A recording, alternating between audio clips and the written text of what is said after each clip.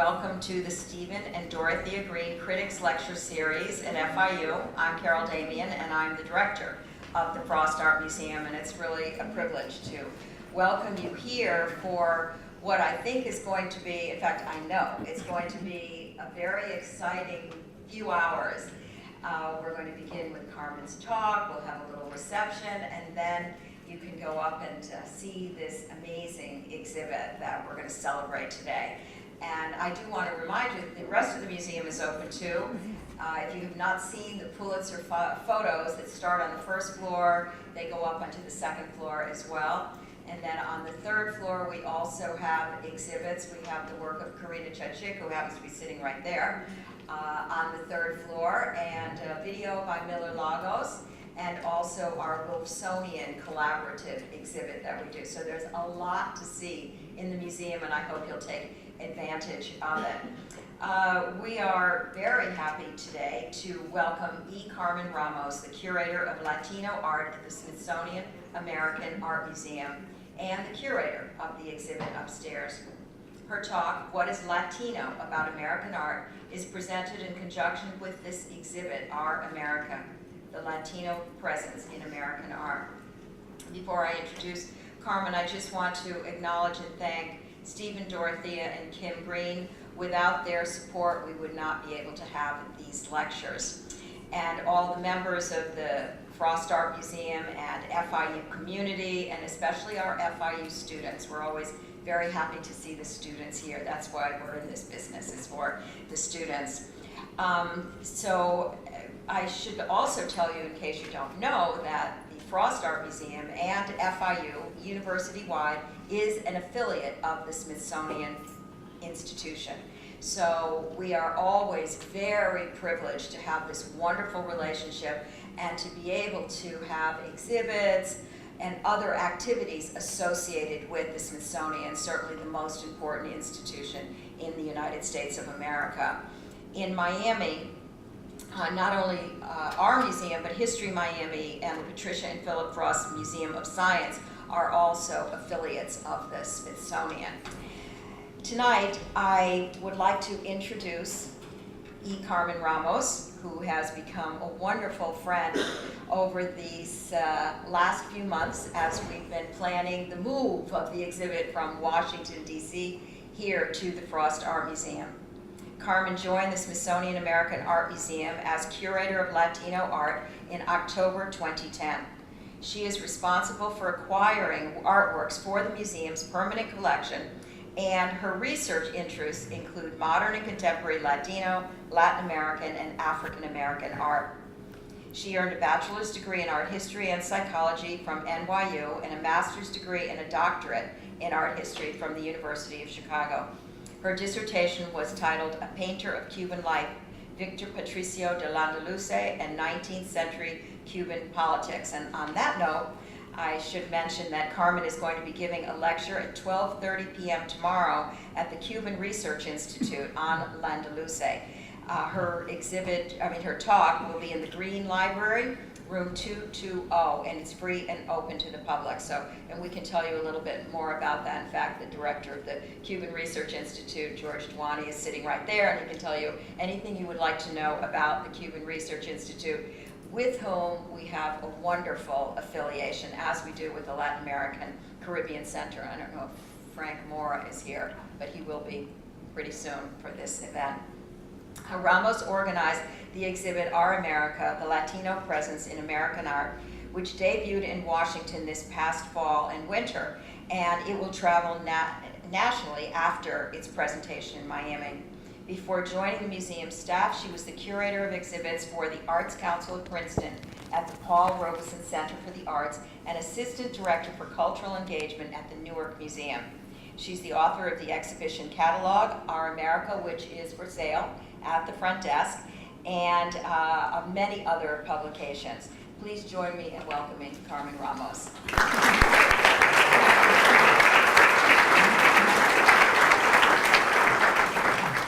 Thank you, Carol, so much. It's a pleasure to be here with with you and so many friends and some of the artists in the exhibition. I love Miami, and it's always wonderful to come back here. And it's thrilling to present this exhibition here in this major Latino and Hispanic city. So it was one of my goals to present the exhibition here, and I'm happy that it's at the Frost, which is a museum that we have a very close relationship with, both at my institution, and we also share a close bond with Patricia and Philip Frost. So it's wonderful that all of these threads have come together.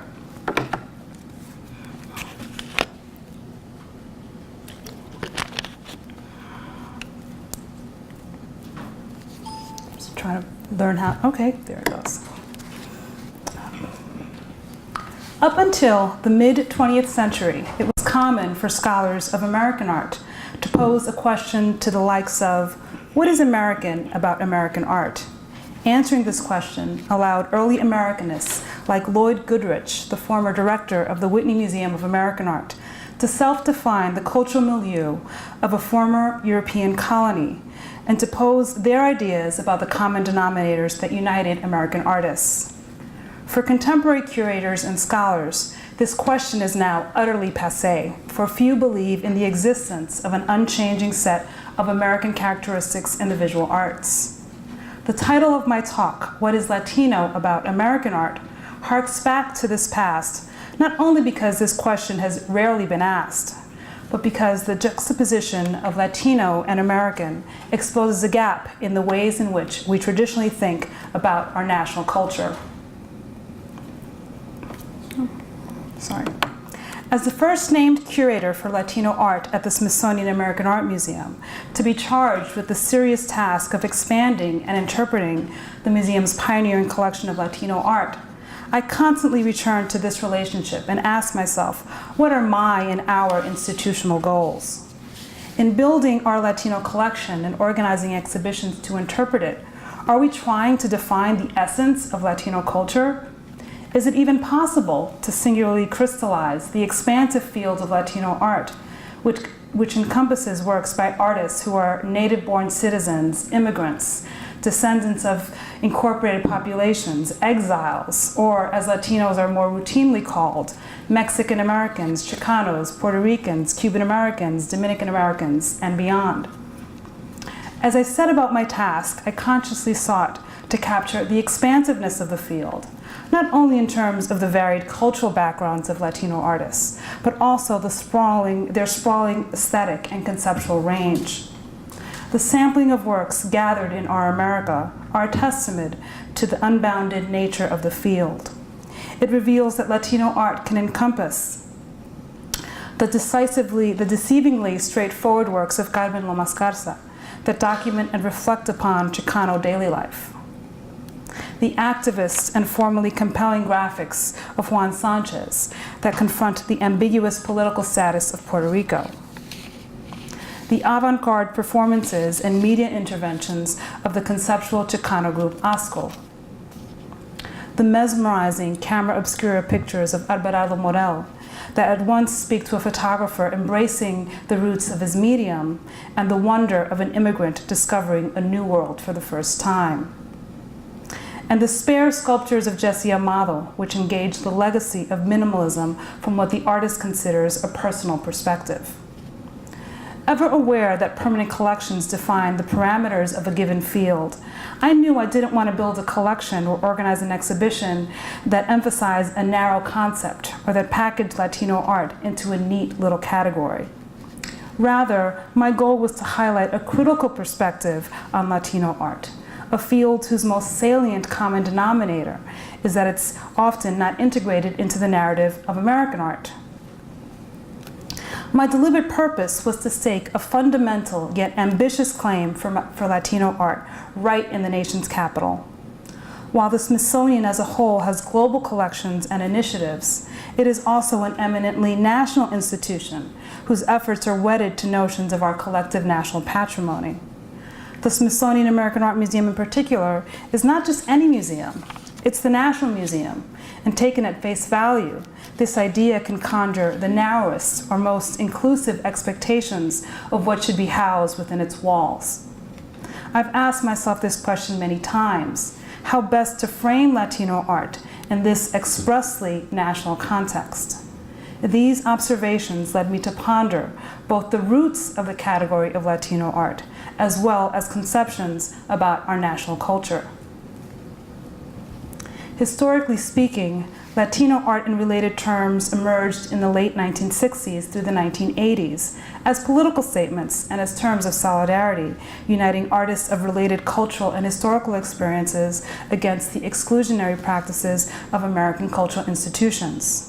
For instance, during this period in New York, artists began to advocate for the greater representation of works by African American, Latino, and women artists in the collections and exhibitions of major American museums. It is within these contexts that terms like Black and Puerto Rican art, and by extension Latino art, came to reference not only rich fields of cultural production, but also underrepresented facets within the category of American art. I also considered that in the United States, we commonly critique notions of ethnic identity for being restrictive, and wondered whether we do enough to question what counts as American or who's considered an American artist. This is an important question for a field with a plethora of museums and publications that bear its name. When we ask these questions, it becomes clear that the history of American art, as told through museum collections, exhibitions, and key texts, remains deficient of Latino participants and protagonists. And this is not just my opinion, it's a proven fact. In 2003, the Chicano Research Studies Center at UCLA conducted a survey of citations for Latino artists by looking at the art historical databases and textbooks we and students use as a basis for research in the field. They found and clearly documented that despite extensive and distinguished careers, Latino artists are woefully left out or superficially integrated into the art historical scholarship. For these reasons, the exhibition Our America embarks from the simple assertion that Latino art is an integral part of the art of the United States.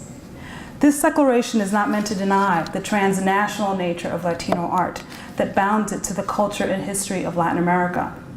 It does not seek to downplay the disruptive undercurrent of much Latino art that opposes singular views of American culture. It also does not advocate that we return to a closed vision of national culture that disregards past and present global realities. Rather, it calls attention to the underemphasized and rich connections between Latino art and the national context in which it was born. On the one hand, the affirmation that Latino art is American is simply a fact. Latino artists are American by birth, citizenship, residence, education, and even sacrifice, a factor made clear by the large number of artists that have served in the U.S. Armed Forces. On the other hand, the statement poses a challenge to the ways in which we traditionally think about what constitutes American culture. Our America urges that we not only affirm that Latino art is American art, but that we ask and answer how and to what effect it is part of this national category. Taking this step requires that we see Latino artists not as isolated figures solely embroiled in an intergroup conversation amongst themselves, but as peers, dialoguing with other American artists and their national context. When positioned in this national light, it becomes clear that Latino artists shape and participate in the movements of their day, tackle questions and themes tied to American national identity, and probe our popular culture often, but not exclusively, from the perspective of Latino experience. In fact, there were many individual Latino artists who worked alongside their American peers well before the category of Latino art was established, yet their careers remain absent from the annals of American art. Painters such as the Cuban-born Carmen Herrera, for example, produced abstract works in keeping with her times. Herrera moved to the United States in 1939, and following a sojourn in Paris, she returned permanently to the United States to become a participant in the New York avant-garde. Her geometric abstractions, marked by bold, angular forms piercing through space, would anticipate the later development of hard-edge minimalism and op art. During the 1950s and after, Herrera interacted with some of the leading post-war abstractionists, such as Barnett Newman. By including Herrera's works in our collection, we are finally able to stage what may be the first real-time museum encounter between her work and that of her US-based peers, like Ellsworth Kelly, another American artist who was drawn to Paris after World War II and who created non-objective two-color compositions like the one seen here. Puerto Rican-born Olga Albizu, on the other hand, embraced abstraction on the island and then continued in New York when she studied with Hans Hofmann, the German emigre artist who had a decisive impact on mid-century American art. In joyous works like Radiante, Albizu worked with a handful of colors in a single canvas to orchestrate what she called a conversation between color and form. Her intense color palette conveys that, like other abstract expressionists, she believed in the emotive power of color. Albizu's works are anonymously recognized worldwide, since her canvases grace the covers of several jazz albums, including the bossa nova classic Gez Gilberto. Yet she too is not incorporated in the history of mid-century American art, outside of the histories of Puerto Rican art. A great deal of my collecting efforts has focused on artists like Herrera and Albizu, who worked in the post-World War II era. While this is not the beginning of Latino art, it is at this historical juncture that Latino art starts to bubble up, first through specific categories such as Mexican American and Puerto Rican, and increasingly through the umbrella category of Latino. This self-naming happens for at least two reasons. One, it is during the mid-century period that Latino artists are increasingly educated in American art schools. And two, in part motivated by Latino service in the military during and after World War II, Latino communities began to question their marginalized position in American society, as well as the prevailing melting pot discourses that shaped our vision of American culture. My research reveals that in many cases, these factors started to merge, and that Latino artists began to inflect art movements and themes of American national identity with new perspectives drawn from Latino experience. You see this kind of merging in El Tamalito del Hoyo, an early painting by Roberto Chavez that pictures a young boy from his own Los Angeles neighborhood. After his military service in the Korean War and with funds made possible by the GI Bill, Chavez studied art at UCLA and eventually helped launch a brand of expressionistic painting associated with Los Angeles in the early 1960s. In early works, Chavez used this style to animate his portraits, some of which captured Mexican-American subjects like this young boy named Tamalito. Chavez depicts this subject wearing high waters, army surplus boots, and donning a grayish skin tone similar to the concrete sidewalk upon which he stands. Tightly caught between the top and bottom edges of the canvas, El Tamalito, with his big eyes and round cheeks, conveys the innocence of youth, whereas his ambiance, complete with graffiti-scrawled walls, suggests a specific place and time. Behind him, a dilapidated structure and white picket fence counters the hope of the American suburban dream we so associate with the decade of the 1950s. While artists like Chavez depicted people and places from their immediate environment, other Latino artists delve into the annals of national history to create works that question established versions of American history, especially events that have shaped Latino experience. Many Latino artists are drawn to the 19th century, a period that witnessed American Western expansion across the continent and the rise of the United States as an imperial power. The appropriation of lands following the Mexican-American War not only advanced the goals of Manifest Destiny, the belief that the United States was destined to control most of North America, it also converted residents of Mexico's northern frontier into American citizens overnight.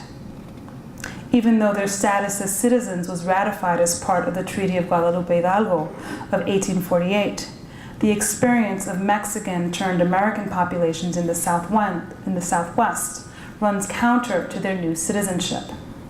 Historian Vicky Ruiz has summarized that, quote, Mexicans on the U.S. side of the border became second-class citizens, commonly divested of their property, political power, and cultural entitlements, unquote.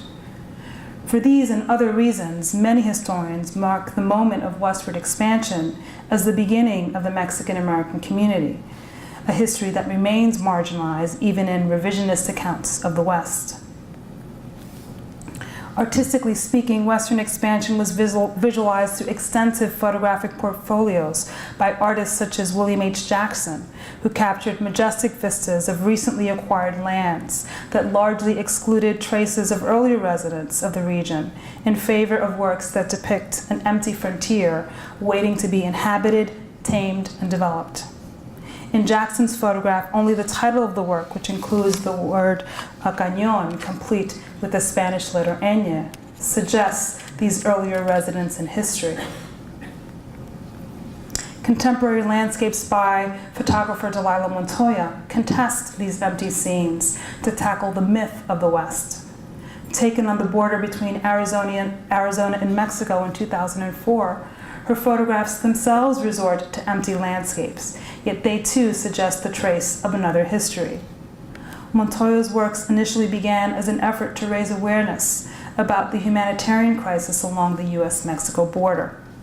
This photograph captures the activities of Humane Borders, a nonprofit group that legally places water tanks along the desert to prevent migrant deaths from dehydration. As the project unfolded, Montoya became increasingly aware of the complexity of life in the region.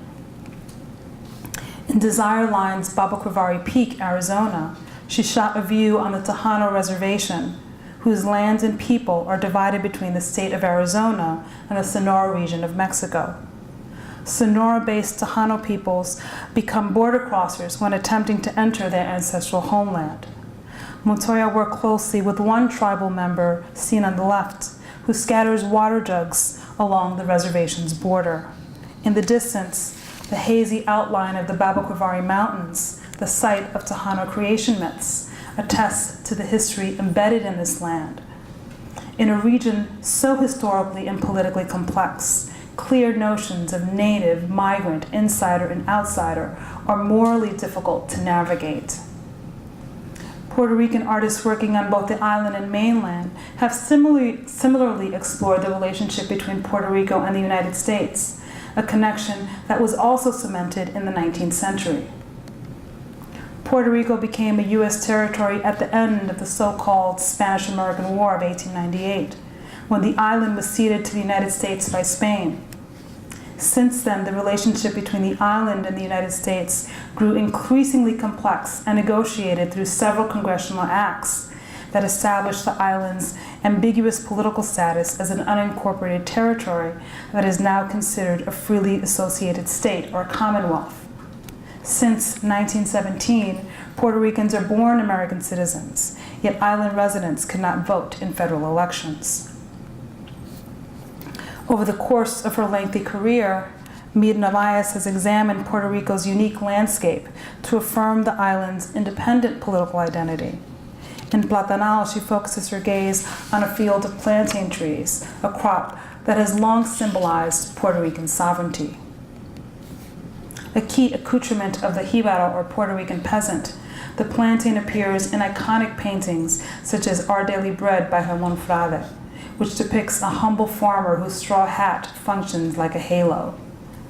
Rather than focus on the plantain as the daily bread that literally sustains island residents, Baez deploys the icon to assert a sense of place that she can appreciate as an island insider. Baez relishes in the surface beauty of the plantain leaves as they reflect the tropical sun and delights in her use of paint on an unprimed canvas. In the end, Baez displays a willful intent to look, depict, and therefore possess the land on her own terms. These examples reveal that Latino artists not only mold canonical genres like the landscape to open up marginalized chapters in our national history, they also engage historical events that pave the way toward the establishment of immigrant and migrant Latino communities in the continental United States. In doing so, they interrogate a foundational pillar in our national imaginary, that we are a nation of immigrants, to use the title of President Kennedy's book on the subject. We know that there are Latino exceptions to this truism, which include incorporated Mexican and Puerto Rican populations. Yet, despite the fact that the vast majority of Americans have immigrant roots, it is uncommon to find studies in American art that engage the subject head-on. And here too there are exceptions, like the Golden Door, a major exhibition from the 1970s that explored the work of mostly European immigrant artists. This exhibition included works by Joseph Stella, the first so-called Italian-American artist, whose ambitious canvases, like Brooklyn Bridge, married the scale and arch compositions of Italian altarpieces with the modernity of New York. The Golden Door exhibition often recounted the harrowing personal experiences of artists who arrived amidst political and social turmoil in Europe, yet didn't necessarily present their work as bicultural. The subject of immigration, therefore, remains a ubiquitous and invisible topic within American art history. Latino artists, on the other hand, directly engage the subject of immigration and migration, its social, historical, and political causes, as well as its impact on individuals and communities. In part, this stems from the fact that Latino artists emigrated in an era marked by technological advancements, from the telephone to airline travel and the World Wide Web, that allows individuals to stay linked to their culture of origin in a way that was simply not possible in the past. They are also attracted to the subject because, for many, their own resettlement is recent history. To use the terms of sociology, many Latino artists are first-generation Americans, or 1.5ers, a phrase that refers to those who emigrate as adolescents. Cuban-American artists like Maria Brito and Arturo Rodriguez fit into this 1.5 category. They emigrated to the United States in their teens in the wake of the 1959 Cuban Revolution that prompted the exodus of thousands of Cubans who did not support the government of Fidel Castro. For these artists, immigration has meant exile, or being severed against your will from your native country of birth. These artists often turn to allegorical or surreal imagery to conjure the emotional and psychological rupture of migration. Brito's large assemblage in El Patio de Mi Casa powerfully juxtaposes the past and the present. On the one side, a cradle that nestles a planter holding a small tree with exposed roots rests on top of an ominously cracked floor. On the other, the artist palpably recreated her humble kitchen, complete with personal mementos like photographs and symbolic objects like a face mask that looks like a layer of peeled skin. Both sides contain references to water, plants, and nature, suggesting the possibility of spiritual renewal through the passage of time. Like Brito, Arturo Rodriguez's Untitled transports viewer to a place that is at once beguiling and inhospitable. Beautifully rendered in red, blue, and green brushstrokes, the painting includes 3 figures, including one whose head faces backwards, all of which stand, sit, or walk through an environment that lacks a stable ground. Similar ideas resonate in the work of the elder statesman Rafael Soriano. Unlike Brito and Rodriguez, Soriano arrived in the United States from Cuba as an adult and an already formed artist. The unsettling experience of exile challenged his training to the core, driving him away from the precise clarity of geometric abstraction to the dreamy and spatial visions for which he is now known. These and other works convey that Latino artists not only engage the specificities of their migration stories, but that they wrestle with finding the appropriate artistic strategies to explore their subjects on the level of content and form. For other artists, their own migration leads them to open up history and explore the global flows of people and cultures that have traversed the Americas since European colonization. For Maria Magdalena Campos Pons, seen on the left in a 1994 performance, her migration to the United States brought her into contact with African-American artists like Carrie Mae Weems, who challenged conventional representations of Black culture. As she settled in a country with its own African diasporic community, Campos Pons increasingly began to see herself as part of a global African diaspora. Her anguished separation from Cuba additionally started to resonate with the historic break between Africa and its dispersed descendants in the Americas. Constellation, the work in our collection seen on the right, comes from an ambitious Polaroid series that reference Blackness in an evocative way. 16 photographs arranged in a grid present fragments of the artist's hair against painted environments that evoke a sky, a body of water, or a map. The central 4 panels depict her head from above, and the surrounding photographs record locks or balls of hair at different ranges of proximity and distance. Here, Campos Pons takes an often maligned marker of African identity, black hair, and turns it into a metaphor for cultural resilience. Like a constellation in the sky, viewers can see the whole composition and its individual parts, an idea that resonates with the dispersed yet culturally connected links that bind the African diaspora. Dreamlike and visually fractured, this work evokes the rupture of slavery and exile and the ability of the imagination to bridge the gaps of time and space. It was, however, the tumultuous historical period of the 1960s and early 70s, what we now consider the civil rights era, that drew Latino artists decisively into the American political and cultural sphere. The massive mobilizations for equity and social justice were a response to the African American civil rights movement, the anti-war, labor, and international student movements, all of which spurred the quest for civil rights. Galvanized by the times in which they lived, Latino artists became masters of socially engaged art, challenging what many considered the social detachment of reigning American art movements. Latino artists reinvigorated mural and graphic traditions in an effort to reach ordinary people where they lived and worked. In this way, Latino artists not only chronicled the turning point in American society, they actively shaped history. For many, the activism of the United Farm Workers was an important point of departure.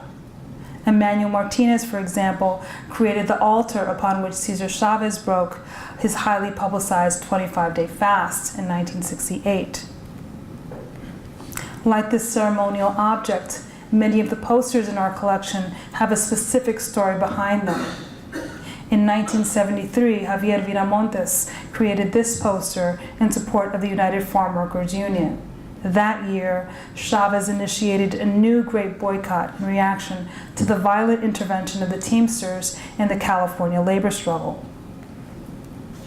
Esther Hernandez's masterful Sun Mad energized the critique of the hazardous labor conditions among farm workers by merging the recognizable Sun Made logo with the Mexican calavera, an icon grounded in Mesoamerican culture, popular tradition, and the visual satire of the Mexican artist Jose Guadalupe Posada. Our America also reveals how younger artists have taken themes and concerns that emerged strongly during the Civil Rights era into directions responsive to our changing times. Margarita Cabrera's soft sculptures, for example, explore the theme of labor and began with her discovery that many of the appliances used in American homes were made in maquiladora factories or assemblage plants located across the US-Mexico border. Unlike the pristine new objects sold to the American consumer, Cabrera's life-size replicas of common appliances bear the trace of her own laborious process. In lieu of the plastic components that are manufactured in Mexico, Cabrera uses vinyl, a synthetic product that also resembles skin. Their languid shapes sag as if they're about to collapse under their own weight. Cabrera's anthropomorphized sculptures reference Mexican labor that ironically supports middle-class lifestyles in the United States. As these examples reveal, Latino artists participate in a major thematic thread in American art: labor. From images of toiling slaves and sharecroppers in 19th century painting to depictions of the heroic worker and Depression-era art, labor has been an ongoing subject in the history of American art. Working on behalf of civil rights, Latino artists, however, sought to disrupt rather than uphold the status quo. They not only represented laboring peoples, but sought to galvanize them and the public to take political action.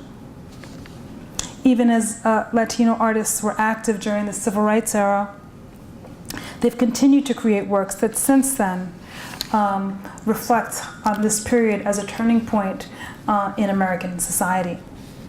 In the 1980s, Frank Romero turned to the death of Ruben Salazar, an event that galvanized the Chicano community to continue to press on for their civil and human rights. Salazar was an accomplished Los Angeles Times journalist who chronicled the rise of the Chicano civil rights movement. His celebrated essay, "What is the Chicano and What is it that the Chicanos Want?" was one of the first to define the term Chicano as a, quote, Mexican American with a non-Anglo image of himself, end quote. On August 29th, 1970, Salazar was covering the Chicano moratorium, a major anti-Vietnam War demonstration. After the largely peaceful protests, Salazar retired with his crew to the Silver Dollar Cafe, a local East Los Angeles bar. Reports of an armed disturbance sent deputies to the scene, including one who shot a tear gas projectile into the bar that hit and killed Salazar instantly. No one was ever prosecuted for the killing. Salazar immediately became a martyr, memorialized in posters, prints, exhibitions, and even corridos. Romero's monumental death of Ruben Salazar does not transcribe the events of August 29, 1970, as much as offer his perspective on the incident's historic significance. Here, Romero collapses several moments in time to posit the experience of injustice as a defining element of Chicano identity. In the center midground, 5 deputies with firearms march in unison toward a bar, as one of them shoots ammunition that explodes on the roof. To the left, a money exchange store, or Casa de Cambio, offers a Spanish language pun. Literally translated as House of Change, it calls attention to the ultimate objective of the moratorium, Salazar's writing, and the continued activism since his death. Romero represents the Boulevard Theater adjacent to the bar, even though it was located several blocks away. The marquee announces a fictional Spanish language film, La Muerte de Ruben Salazar, suggesting that the event will be memorialized in the future. 2 vintage lowriders parading down the street hark back to the 1940s, the era of the infamous Zoot Suit riots that saw many incidents of public and police brutality against young Chicanos in Los Angeles. Even as Romero's painting undoubtedly recalls both Mexican and Chicano muralism, its narrative subject, large scale, and the artist's own statements link it to the tradition of history painting that reflects upon pivotal events that shaped American history. Beyond critically engaging American history, many Latino artists are even more drawn to popular culture as a source and sign of the changing nature of American life. It's important to point out that many Latino artists came of age during and after the heyday of pop art, and like their peers, they too turned their attention to media and consumer culture. Yet for Latino artists, the popular connoted much more than the tried and true symbols of the USA.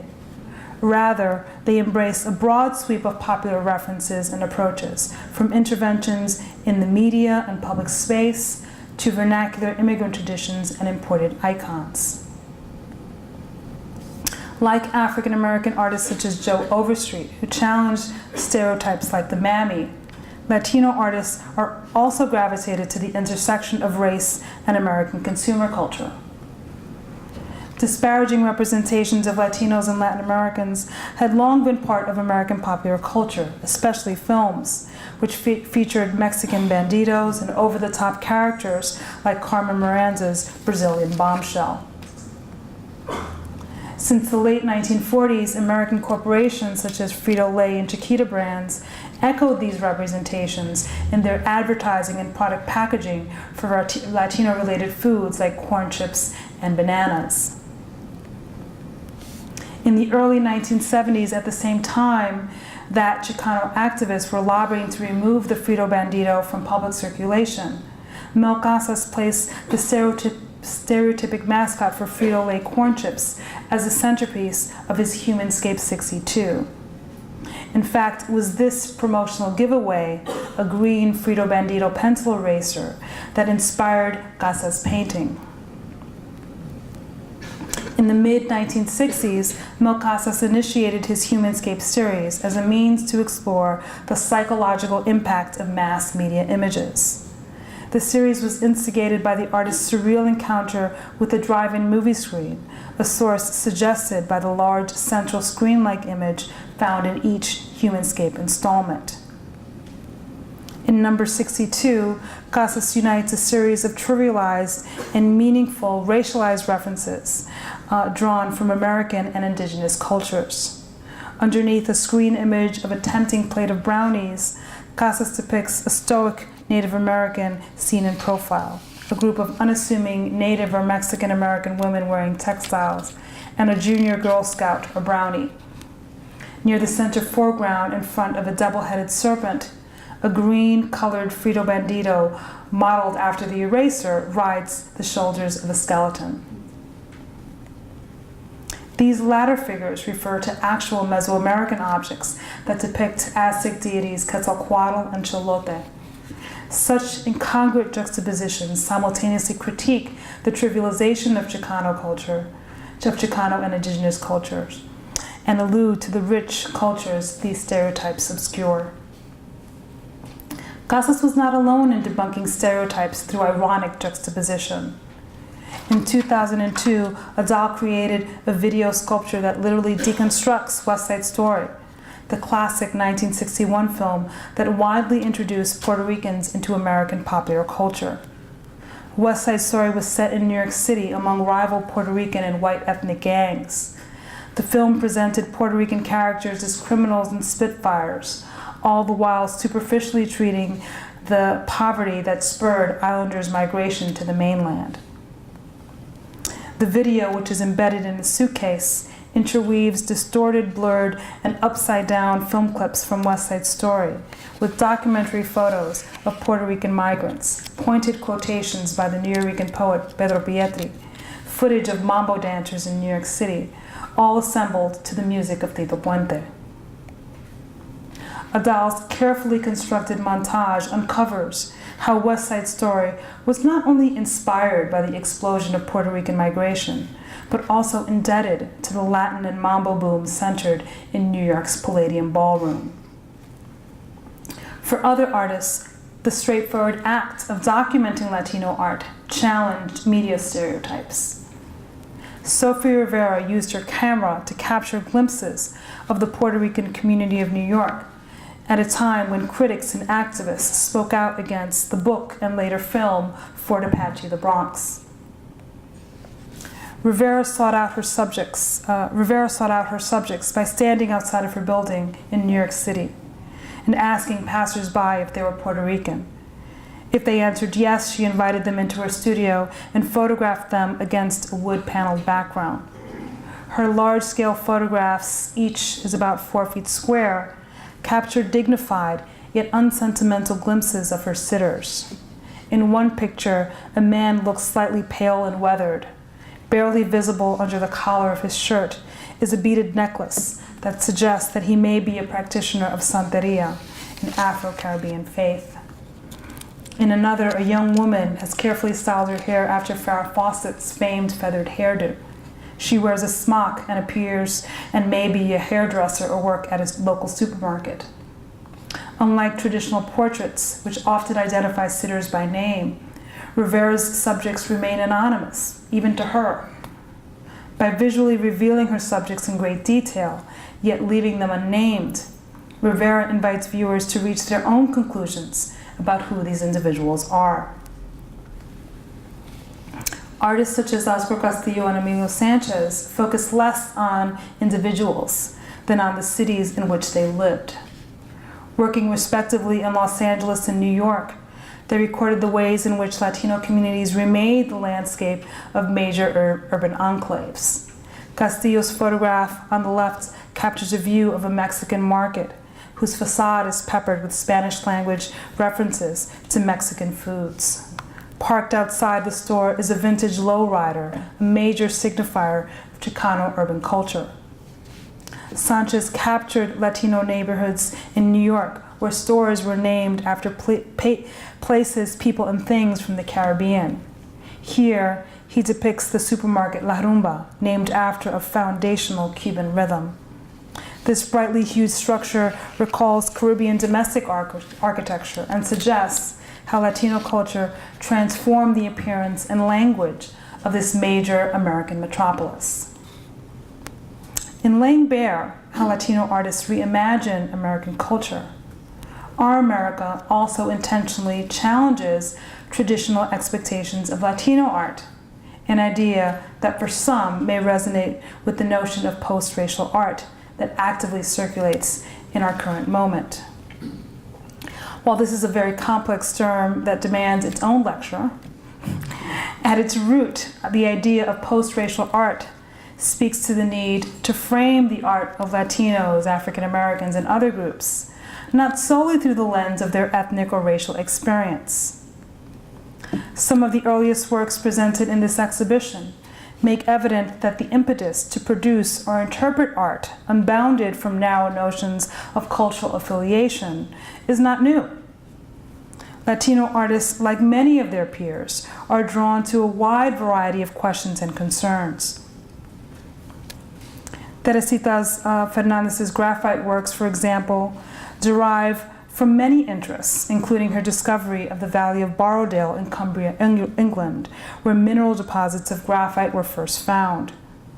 Her large, enveloping nocturnal is comprised entirely from mined graphite, which she learned to apply in different ways, from dripped and polished surfaces to a clumpy layer that resembles graphite in its natural state. Her works extend the explorations of Robert Smithson, whose land art works, like Fernandez's own landscape, visually suggest nature and are made from the land itself. Many of the works in Our America expose the fiction that notions of the avant-garde and culturally specific are somehow mutually exclusive. Rafael Montañez Ortiz, who became a leading figure of the destructivist movement, created groundbreaking recycled films that were born from his interest in film as a ready-made material. At the same time, works such as Cowboy and Indian film from 1957-58 begins to trace his own growing cultural and political awareness as an American of Puerto Rican, Mexican, and indigenous ancestry. In this work, he literally deconstructs the iconography of America's westward expansion. Freddie Rodriguez's syncopated abstractions were painted in the early 1970s, when hard edge painting thrived in New York City, and when Caribbean migrants birthed salsa, a musical genre recorded by new record labels like Fania. His paintings are as much indebted to his exploration of Caribbean popular culture as they are to the lengthy historical connections between abstraction and music, from Mondrian's iconic jazz-inspired work, Broadway Boogie-Oogie,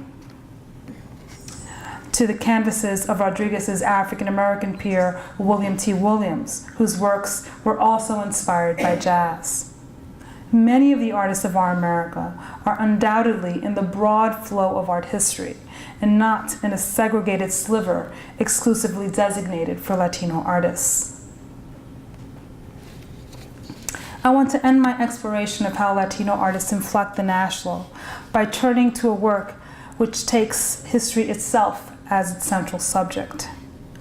Maria's Great Expedition was created by Cristina Fernandez and relays the life story of Maria Gonzalez, the artist's great-grandmother and the first member of her family to migrate from Mexico to the United States.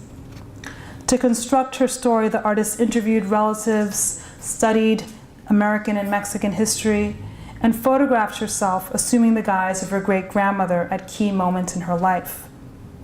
The final presentation takes the form of a museum installation about the discovery and settlement of North America. It includes a map outlining Maria's movement from Mexico through several southwestern states, imagined photographs of Maria, as well as a detailed written narrative that interweaves fragments of her life within a larger view of American history from 1910 to 1950. Each photograph and accompanying text reveals how Mexican Americans helped build the American West. The first installment in the story, titled 1910, Leaving Morelia, ties Maria's decision to migrate to the unrest caused by the Mexican Revolution and the growing demands for cheap labor in the United States. The related photograph portrays a young woman looking outside the picture frame as if she were contemplating her future. In Colorado, we learned that Maria supported her growing family by providing food and lodging to European immigrant miners. By the time Maria moves to Boyle Heights in Los Angeles in the 1940s, we're told that her sons participated in the World War II effort and that Mexican American and African American workers filled labor shortages caused by the internment of Japanese Americans and rising military enlistments. Maria's individual yet complex story offers a remarkable picture of the overlapping relationships between national and group histories. Like the larger spirit that propels our America, Maria's Great Expedition marks a deep historical presence and explores the absences in our national imaginary. It reveals these absences by offering clues that it's a present-day intervention in the historical past. The protagonist, who's impersonated by the artist, never ages over her 40-year history. Some pictures are sprinkled with present-day references, like a 99-cent store flyer. Most significantly, each picture takes on the shifting photographic conventions of 20th century American photography. The picture 1910 transporting produce, for example, looks like an FSA-era photograph that documents the lives of struggling Americans during the Depression. These self-reflective strategies not only allow Fernandez to pointedly insert Mexican American history where it has been left out, they also convey that all histories, whether familial, group, or national, are constructed. The need to document this history as late as 1996, when Fernandez completed the project, speaks to the work that remains to be done to construct a fuller picture of the American experience. I hope that the exhibition, Our America, allows viewers to understand that the American experience we so often conjure is not comprised of a single narrative, but a series of stories and perspectives that can exist simultaneously or in tension with one another. Our Latino collection invites and challenges audiences to ponder the Latino American experience as made manifest by artists who have long been active participants in the history of American art. Thank you.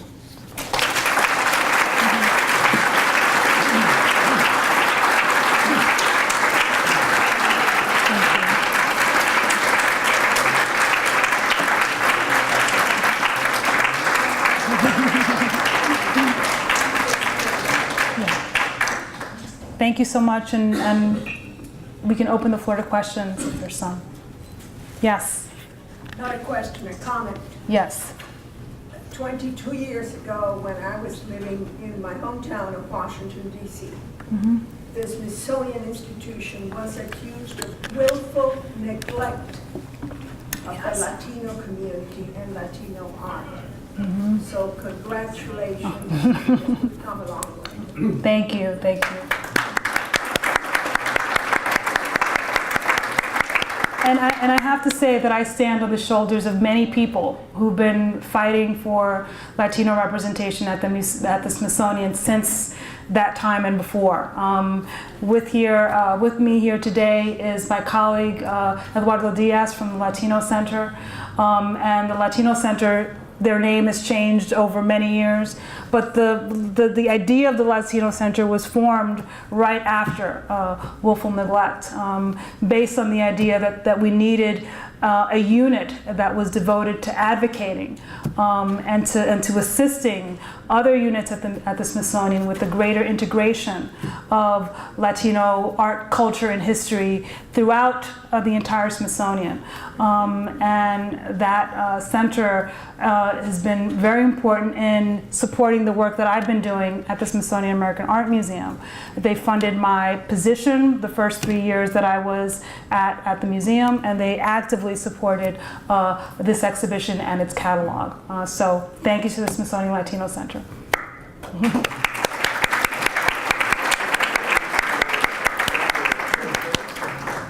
Yes.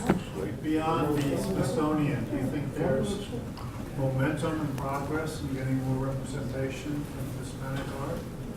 I think so. I think that the field of Latino art has matured considerably over the past 20 years. The fact that I have a PhD and that I'm a curator focused on this area is evidence of that sort of professionalization of the field. And again, there are many institutions that have been working and doing the research. Many culturally specific institutions like Museo del Barrio, the National Museum of American Art in Chicago, but also that focus is sort of shifting to mainstream institutions. So you can have someone like Rita Gonzalez at LACMA, and while her title is not curator of Latino art like mine, that is her area of expertise, and she brings that to the ways in which she presents and focuses on contemporary art in the United States and beyond. Yes.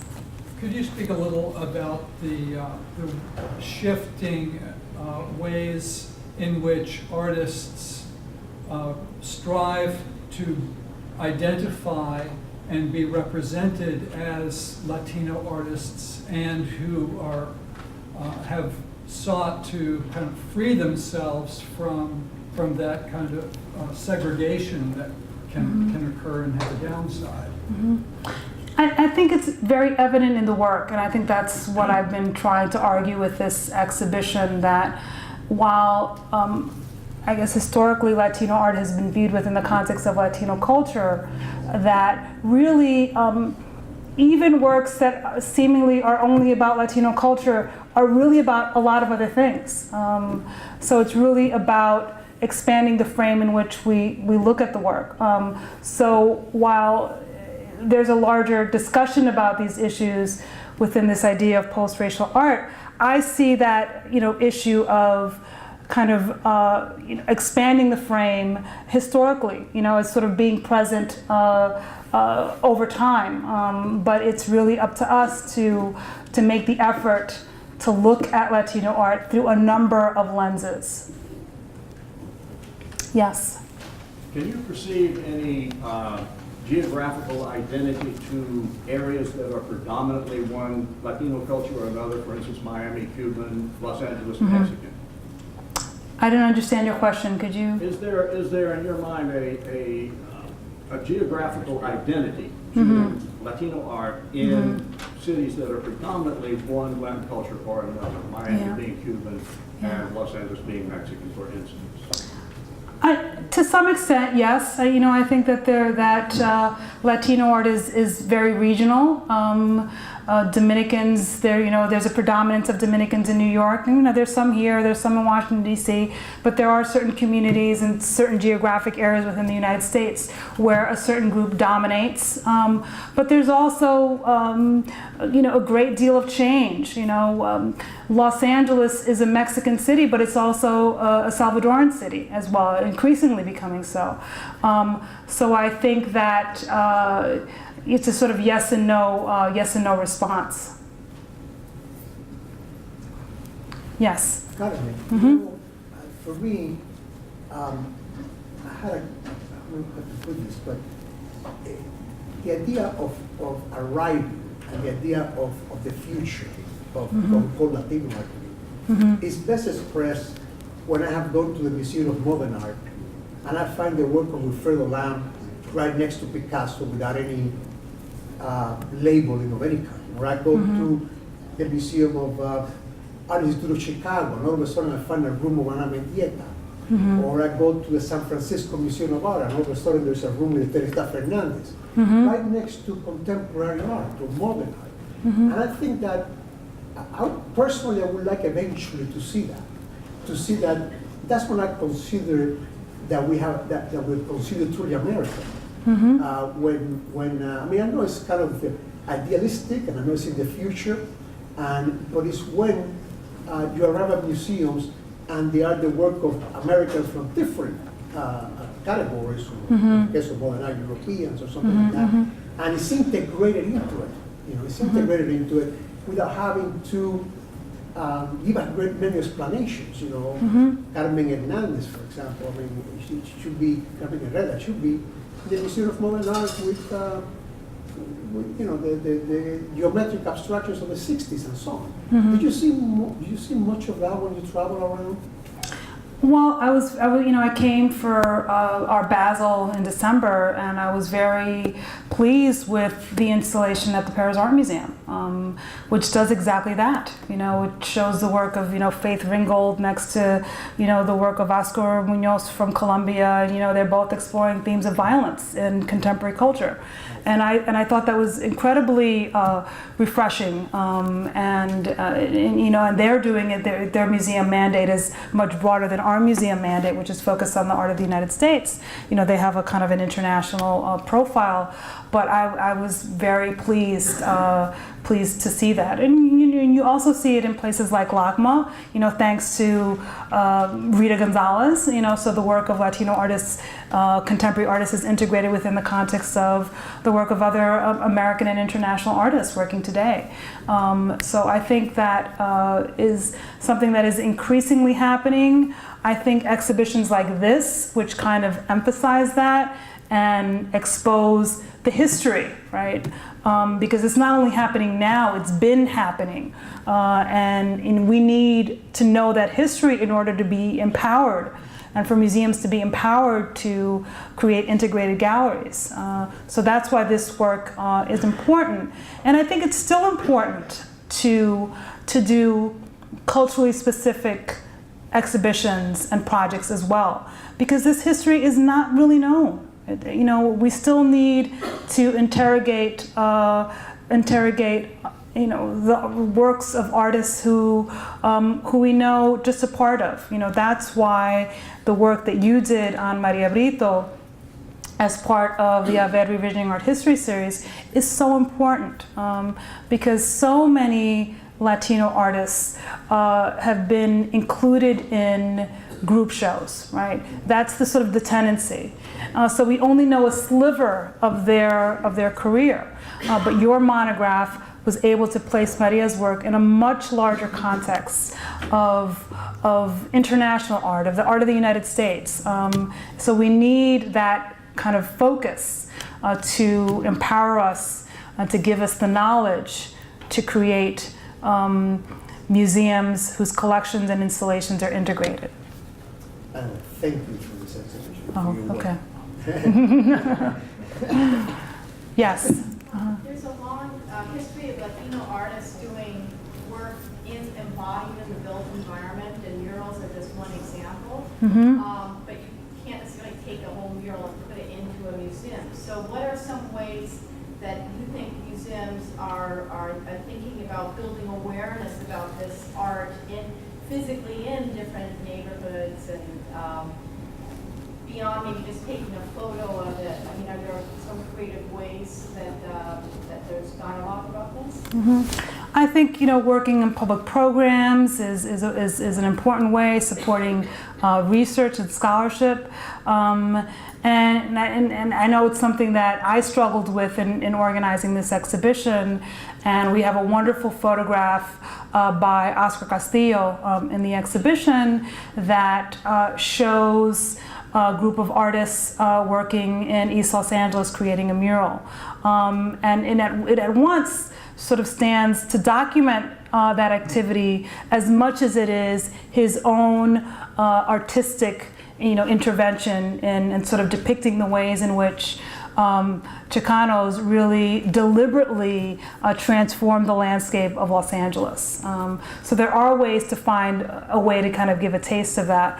And there are other artists. There's Sandra de la Loza, who's a younger artist working in Los Angeles, did a wonderful series of videos and lightbox photographs called Mural Remix, where she had been helping a kind of a historian of Chicano muralism one day who had gone around Los Angeles photographing all these murals, and she said, "Oh, Sandra, I need you to come help me to organize these slides." And when she went, and she just was blown away by the subject matter, by the artistry that was depicted in these murals, that it inspired her to do work about those, using that documentation.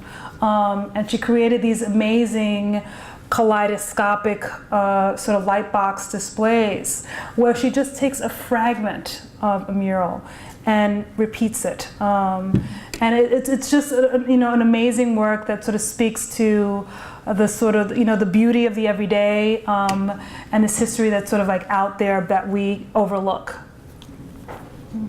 Yes. And when I talk with my students, even my daughter, who was born here in Lansing, and I'm the first generation Colombian. And you ask these students how do they feel, you immediately see that there is an identity crisis they have. Many of them will tell you that they don't know really how to tell you where are they from. My daughter feels Colombian, feels American, speaks French because she said, I was educated like a 19th century girl. And then you see this crisis, this identity crisis. I know that you're an expert in Latin American art, as well as Latino art and African American art. How do you resolve this identity crisis so that the Latino who spent so many years trying to identify themselves as Latino be recognized in their relation with the new incomer Latinos and the very powerful traditional Latin American art? They continue to be Latino, the Latin Americans continue to be Latin American, and the Americans, Anglo and all of us are Americans and American from this continent, like a fellow Hart said in his exhibition. So how do you resolve that incredible flow? I think that's why I went into the work that I do, because I think education is the best way to resolve these issues. And I always think back of my own experience as a young person going to school. In New York, I went to NYU, and I was. That's where I discovered art history, fell in love with the field, and didn't really take a course in Latin American art until I think the last semester of my junior year. And I was overwhelmed when I took that course, when I took that very fortunate course that I took with Edward Sullivan. I was like, wow, where has this been my whole life? I didn't know about anything. And it was very empowering. It was a very empowering experience. And then it angered me. I went from being happy to being really mad, because it was like, well, why don't people know about this? Why has it taken me, 18 plus years to learn about this? And that's what motivated me to pursue my work in museums, because I wanted to educate people. And I think that I approached that desire was very motivated by me being a Latina, right? A person born in this country, and who was in a sense separated from my parents' culture of origin because I was born here. But it was very much kind of about self-esteem. It was about finally being recognized and seeing myself reflected on screen or in a museum. So I think that education is very, very important to helping younger generations explore these issues, because artists engage these issues. I think identity is very gray. It's never black or white. It's very, very gray. And I think artists operate in that gray area. And by looking at art and engaging art, I think it helps us as an audience process these questions. Yes. I just want to say something. Just by listening to you right now, you struck a chord with me. My son the other day told me where have been all my life when he saw that movie, 12 Years a Slave. Mhm. So in correlation with that, and in synopsis, that we are a young nation. I mean, it's only been like 40 years of the civil rights movement. I truly believe that instead of just looking at immigrants like an immigrant per se, that in due time, our history is going to educate the younger generation to be able to